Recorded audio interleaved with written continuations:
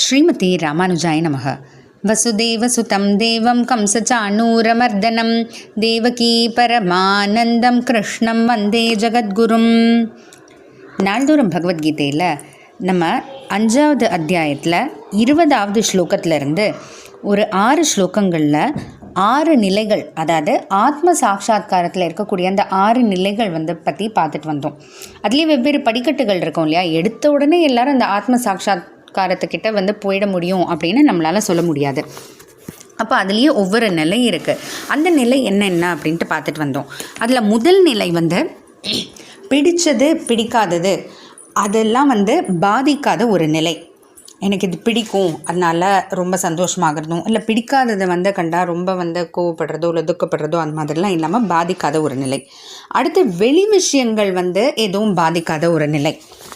3வது நிலை வெளி விஷயங்கள் அதில் இருக்கக்கூடிய குற்றங்கள், அதாவது அது நிலையானது இல்லை அப்படின்னு தெரிஞ்சதால் அதில் பெருசாக ஈடுபடுறதில்ல. ஏன்னா இப்போது ஏதானும் ஒரு சந்தோஷமான ஒரு நிகழ்ச்சி நடந்தது அப்படின்னா அது கண்டிப்பாக நிலைக்க போகிறதில்லன்னு தெரியும். சில நாட்களோ இல்லை சில மணி நேரங்களோ சில மாதங்களோ தான் இருக்கும். அப்புறம் திரும்ப என்னவோ அப்படின்ற அந்த ஒரு விஷயம் புரிஞ்சதால் அதில் ஈடுபடுறதில்ல அப்படின்றது தான்.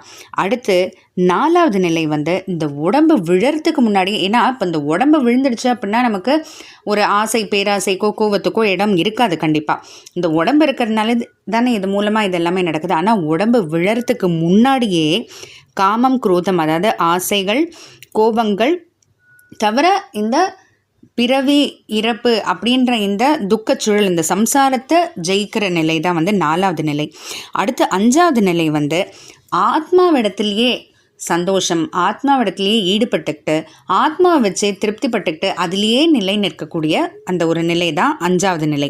அடுத்து 6வது நிலை சமதர்ஷனம், அதாவது சமதர்ஷனம் வந்துட்டதுனால எல்லாருக்காகவும் நன்மை நினைக்கிறது அப்படின்ட்டு. ஏன்னா என்னை போல் நான்றது ஆத்மா தானே, அதே போல் எல்லாருக்குள்ளேயும் அதே ஆத்மா தானே இருக்குது அப்படின்ற அந்த ஒரு நினைவு வந்ததுனால எல்லாருக்குமே சந்தோஷத்தை விரும்பக்கூடிய அந்த நிலை தான் அப்படின்னு 6 நிலைகளை பார்த்துட்டு வந்தோம். இப்போது அடுத்து 26வது ஸ்லோகத்தில் பகவான் ஒரு மாதிரி அந்த எல்லா நிலைகளையும் சேர்த்து நமக்கு ஒருத்தர் எப்படி இருக்கார் அப்படின்றத நமக்கு சொல்கிறாரு. காமக்ரோத வியுக்தானாம் யதீனாம் யதசேதசாம் அபிதோ பிரம்ம நிர்வாணம் வர்த்ததே விதிதாத்மனாம். காமக்ரோத வியுக்தானாம், காமம் குரோதம் இதெல்லாம் தொலைச்சவங்களுக்கு, அதாவது ஆசைனால தான் கிடைக்காததுனால கோபம் வருது இல்லையா. அதனால் ஆசை கோபம் ரெண்டத்தையுமே பெரும்பாலும் சேர்த்து சொல்கிறது உண்டு. அதனால் காமம் கோபங்கள் இதெல்லாம் தொலைச்சிட்டு யதீனாம், உலக விஷயங்கள்லாம் பற்று இல்லாமல் அந்த உலக இன்பங்கள்லாம் மனசை செலுத்தாமல் யதசேதசாம், ஆத்மாவிடத்துலேயே எப்பவும் நெஞ்சு செலுத்திக்கிட்டே இருக்கக்கூடிய விதிதாத்மனாம், மனசை ஜெயித்தவங்க. ஏன்னா மனசு தான் எல்லா புலன்களுக்கும் தலைவர் இல்லையா. அதனால் அந்த மனசை ஜெயித்தவங்களா யார் இருக்காங்களோ இப்படிப்பட்டவங்களுக்கு பிரம்ம நிர்வாணம், அதாவது ஆத்ம அனுபவம் அப்படின்ற அந்த நிரந்தரமான சுகம் அபித்தக வர்த்ததே, ரொம்ப அருகிலேயே இருக்குது அப்படின்ட்டு பகவான் சொல்கிறாரு. அதாவது என்ன சொல்ல வர்றாரு அப்படின்னா, நம்ம ஆத்ம அனுபவம்னு நேரடியாக பார்த்தா தான் அது எங்கேயோ எட்டாக்கனி போல் தெரியும். ஆனால் படிப்படியாக போனால் முதல்ல நம்மளோட ஆசைகள் கோவங்கள் அதெல்லாம் தொலைக்கணும். அதை நினைக்கும் போது ரொம்ப கஷ்டம்லாம் தோணாது இல்லையா. அது கஷ்டம்தான், ஆனால் அது எட்டாக்கனின்னு நமக்கு தோணாது. முயற்சி செஞ்சால் கண்டிப்பாக நடக்கும்னு அந்த ஒரு படிக்கட்டு தாண்டிட்டோன்னா அடுத்து உலக பற்றுகளில் உலகத்துலேயே இருக்கக்கூடாது, வாழக்கூடாது, காட்டில் போய் வாழணும்னு பகவான் சொல்லலை. இந்த உலகத்தில் தான் வாழணும். ஆனால் நம்ம வாழறதுக்கு தேவையானதை மட்டும் வச்சுக்கிட்டு மற்றதில் பெருசாக ஈடுபட்டுக்கிட்டே இல்லாமல் இருக்கணும், பற்று வச்சுக்கிட்டே இல்லாமல் இருக்கணும் அப்படின்ட்டு.